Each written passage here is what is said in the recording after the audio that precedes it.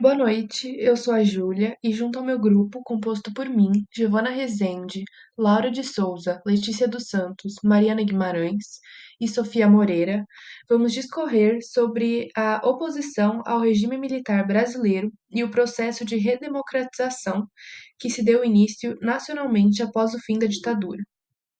Dessa forma, poderemos discutir como a trajetória histórica e política do Brasil moldou a democracia que observamos atualmente. A vigente política brasileira, caracterizada por crises políticas entrelaçadas a problemas econômicos e sociais, revela a percepção de que a eficácia da democracia brasileira continua a ser questionada, mesmo nos tempos atuais. A ineficiência dos governos em enfrentar os desafios econômicos e sociais, combinada com denúncias recorrentes de corrupção e uma sensação generalizada de insegurança, alimentam um pessimismo sobre os frutos da democracia recente. Para uma população com um engajamento cada vez menor com os valores democráticos, esses fatores obscurecem os avanços obtidos nas últimas décadas. O foco excessivo no presente leva a uma visão distorcida do passado, idealizando e julgando o presente como uma perspectiva irreal. Diante desse descontentamento, torna-se relevante revisitar o processo de democratização do Brasil, para avaliar o regime atual, considerando as limitações que moldaram o processo político e a dinâmica que orientou a transição do regime autoritário para a democracia. O golpe militar de 1964 foi precipitado pelo receio do avanço de forças populares associadas ao governo de João Goulart, que era acusado de propagar ideais comunistas. No início de 1964, com seus poderes renovados, Goulart apresentou as reformas de base, que incluíam desapropriações de terras, nacionalização de refinarias de petróleo e uma reforma eleitoral destinada a garantir o voto dos analfabetos. No entanto, a inflação que alcançou 73,5% em 1963 e a pressão por uma nova Constituição para romper com as estruturas arcaicas da sociedade geraram um ambiente de insatisfação. Liberais e conservadores temiam a implementação do comunismo, enquanto a esquerda considerava as reformas lentas e insuficientes. Os ministros militares, temerosos da inclinação de Goulart para a esquerda, vetaram sua posse e desencadearam uma crise constitucional que mobilizou diversos segmentos da sociedade. Para evitar uma guerra civil, o Congresso, dominado pelos opositores de Goulart, aprovaram a Emenda Constitucional número 4, que instituiu um regime parlamentarista que limitava significativamente os poderes do presidente.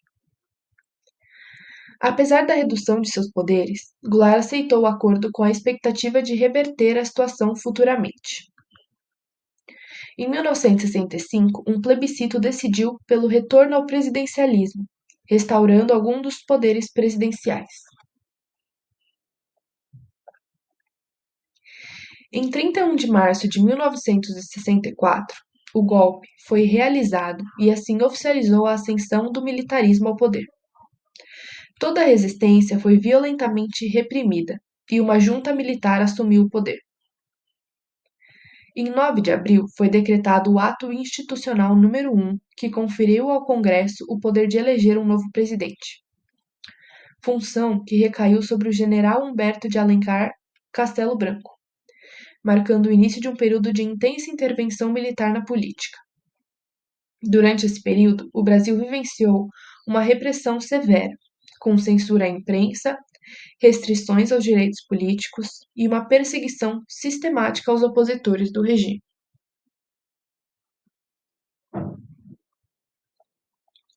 O regime militar brasileiro se distingue de outras ditaduras latino-americanas por suas peculiaridades institucionais e econômicas.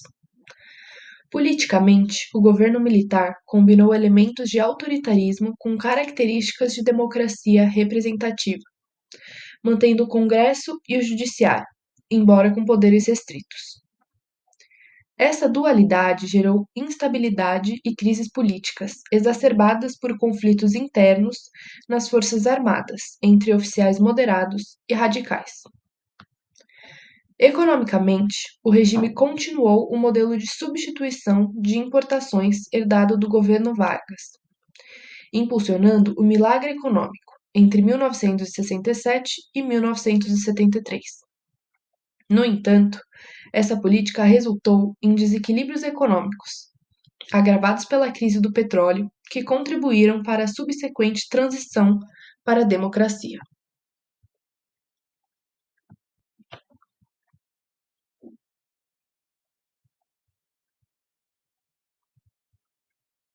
A transição democrática no Brasil foi um processo complexo e gradual, dividido em três fases distintas.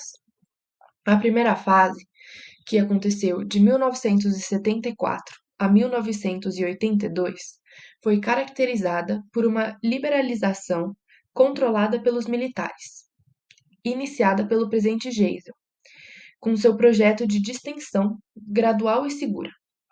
A segunda fase, que ocorreu de 1982 a 1985, foi marcada pelo surgimento de novos atores políticos civis.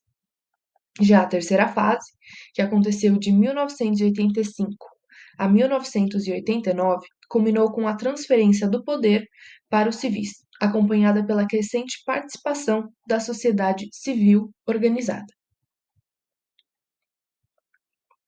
Cada fase foi influenciada por fatores como as eleições, o conflito interno militar e os problemas econômicos. A ascensão do PMDB como força de oposição, o conflito interno entre militares sobre a abertura política e a deterioração econômica moldaram o curso da liberalização.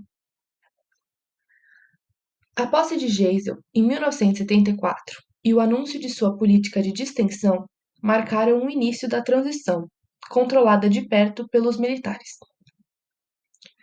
O desempenho surpreendente do MDB nas eleições de 1974 revelaram a falta de apoio popular ao regime, forçando os militares a neutralizar tanto as eleições quanto a oposição.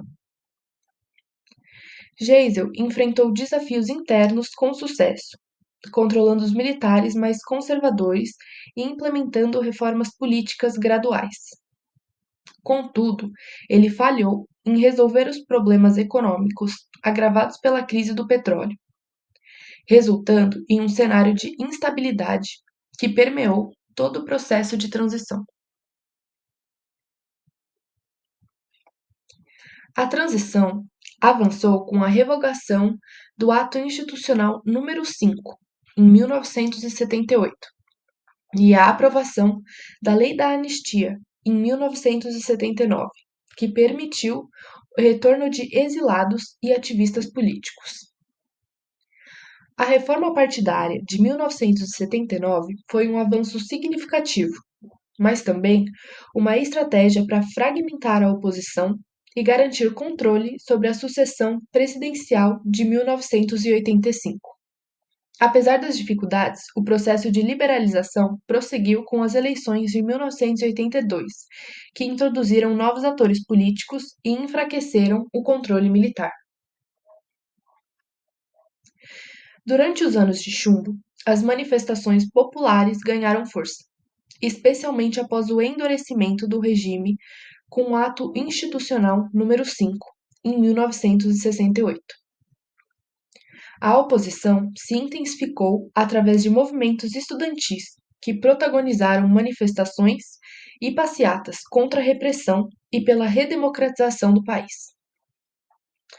A famosa Passeata dos 100 Mil, realizada no Rio de Janeiro em 1968, foi um marco na luta contra a ditadura, simbolizando a resistência da sociedade contra o autoritarismo e a violência estatal.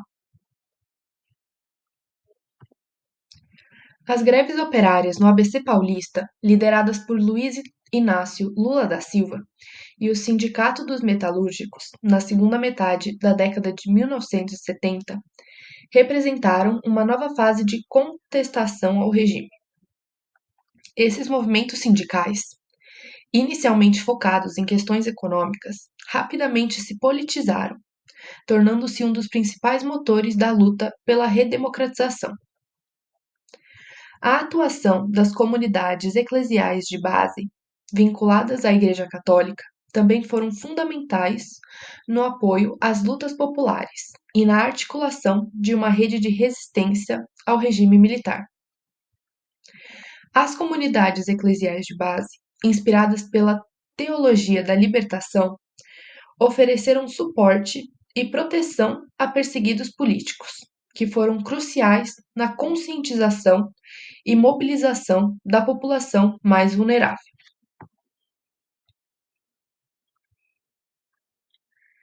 Essa convergência de forças populares, sindicatos e setores da Igreja contribuíram para a gradual perda de legitimidade do regime militar, pressionando pela abertura política. A luta popular culminou com o movimento das Diretas Já, em 1984, que reuniu milhões de brasileiros nas ruas, exigindo o direito ao voto direto para presidente. Embora a emenda que restauraria as eleições diretas tenha sido derrotada no Congresso, a mobilização popular foi um fator decisivo para acelerar o fim do regime e abrir caminho para a redemocratização do país. A sucessão presidencial de 1985 foi um ponto crucial para o PMDB, tentando modificar as regras eleitorais e a oposição mobilizando a sociedade na campanha das diretas já. Embora a emenda constitucional tenha sido derrotada, a mobilização popular evidenciou a força da sociedade civil, influenciando a transição. Contudo, os militares mantiveram o controle até o fim, limitando a capacidade da oposição de desafiar o regime dentro das regras estabelecidas. A decisão do PMDB de seguir as regras estabelecidas no processo sucessório marcou um segundo ato na transição presidencial. Influenciados pela ala moderada do partido, que buscava evitar uma mobilização popular e a reação dos militares, os líderes do PMDB decidiram participar do processo, mesmo com limitações. Após a derrota da emenda das diretas, o partido apoiou a candidatura de Tancredo Neves pelo colégio eleitoral, necessitando do apoio de dissidentes do partido governista. A Aliança Democrática surgiu dessa articulação, resultando na escolha de José Sarney como vice-presidente. A estratégia foi bem sucedida ao impedir que o governo militar impusesse seu candidato, mas teve consequências significativas. Por um lado, os dissidentes do regime passaram a ocupar papéis importantes no novo governo. Por outro, setores radicais, como o PT, o Partido do Trabalhador, criticaram a participação no colégio eleitoral, o que gerou questionamento sobre a legitimidade do novo regime. Apesar disso, a eleição indireta de Tancredo Neves acabou por acontecer em 1985, representando o fim do regime militar. Entretanto, a nova democracia enfrentou desafios significativos, como a inflação e a dívida externa. O processo de redemocratização no Brasil foi moldado por uma combinação de fatores internos e externos, como a necessidade de resolver crises econômicas e as pressões da oposição. O conceito de democracia, em que o poder emana do povo, serve como pano de fundo para compreender as mudanças políticas que ocorreram no Brasil. A morte de Tancredo e a posse de José Sarney inauguraram um período de crise e falta de legitimidade, especialmente para um presidente sem respaldo popular e ligado ao regime militar. Sarney, apesar de ter promovido uma abertura política e facilitado a redemocratização do país, lidou com muitos desafios econômicos. A manutenção do Serviço Nacional de Informações, uma instituição oriunda da ditadura, e a implementação do Plano Cruzado, que inicialmente aparentava ser uma solução viável para a crise inflacionária, com medidas como aumentos salariais e congelamento de preços, acabaram por gerar uma euforia passageira que não se sustentou. Em vez de proporcionar uma solução duradoura, essas medidas exacerbaram a crise econômica, reflexo da complexidade de reformar uma economia em transição. A Constituição de 1988, promulgada durante o governo Sarney, representou um avanço substancial ao assegurar direitos amplos e um novo arcabouço legal. Mas seu detalhamento excessivo e a complexidade de sua implementação levaram questões críticas acerca da aplicabilidade das suas disposições. Com o término do governo Sarney, Fernando Collor de Mello assumiu a presidência em um contexto de grandes expectativas populares. Collor destacou-se pela sua habilidade em marketing político e suas promessas de moralização e eficiência governamental. O Plano Collor, que incluiu o congelamento de depósitos bancários como estratégia para combater a inflação, inicialmente apresentou resultados positivos, mas rapidamente revelou-se problemático. A medida provocou uma recessão econômica e a corrupção endêmica associada ao governo Collor, o que culminou em seu impeachment. Esse episódio, embora controverso, sinalizou um avanço significativo na maturação da democracia brasileira, ao demonstrar a capacidade do sistema político de enfrentar a corrupção e a má gestão, sem recorrer a golpes militares, evidenciando a evolução das instituições democráticas. O impeachment de Collor trouxe ao poder Itamar Franco, que desempenhou um papel crucial na estabilização econômica do Brasil. Itamar, inicialmente vice-presidente inesperado, implementou a Unidade Real de Valor, um passo preparatório essencial para o sucesso do Plano Real, que veio a ser uma solução eficaz para a hiperinflação que havia atormentado o país. A administração de Franco foi marcada por uma fase de transição e uma tentativa de estabilizar a economia, preparando o terreno para a futura gestão de Fernando Henrique Cardoso, que, ao assumir a presidência, consolidou o Plano Real e promoveu uma série de reformas estruturais, incluindo reformas na Previdência e na administração pública, utilizando uma abordagem pragmática frente aos desafios impostos pela globalização e pela crise econômica na América Latina. Embora a redemocratização tenha permitido avanços institucionais e direitos ampliados, a democracia brasileira segue fragilizada e marcada por crises econômicas, corrupção endêmica e desigualdades sociais gritantes. Apesar de termos conquistado a democracia formal, o pleno exercício dos direitos e a verdadeira participação cidadã ainda são privilégios de poucos. A estrutura política permanece refém das mesmas forças oligárquicas e clientelistas do passado, minando a confiança pública e limitando o progresso social. É um sistema que, em sua essência, continua a reproduzir injustiças e a perpetuar a exclusão, necessitando de uma reforma profunda para se tornar verdadeiramente democrático e representativo. Boa noite e muito obrigada pela atenção.